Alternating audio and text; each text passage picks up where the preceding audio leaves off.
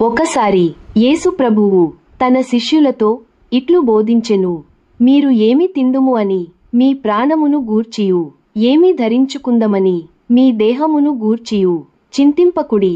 ఆహారము కంటే ప్రాణమును, వస్త్రము కంటే దేహమును గొప్పవి కావా?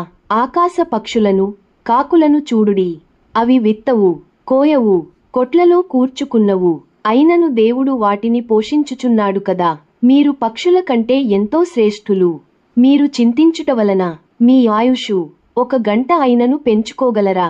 నేడు పొలంలో ఉండి రేపు పొయ్యిలో వేయబడు అడవి గడ్డిని దేవుడు ఎంతో చక్కగా అలంకరించి ఉన్నాడు. మరి మీకు ఎంతో నిశ్చయముగా దేవుడు వస్త్రములు ఇచ్చును. ఏమి తిందుము, ఏమి త్రాగుదుమో అని విచారించుకుడి, అనుమానం కలిగి ఉండకుడి. ఈ లోకపు జనులు వీటిని గూర్చి వెతుకుదురు, చింతించెదరు. ఇవన్నీయు మీకు కావలసి ఉన్నదని మీ పరలోకపు తండ్రికి తెలియను.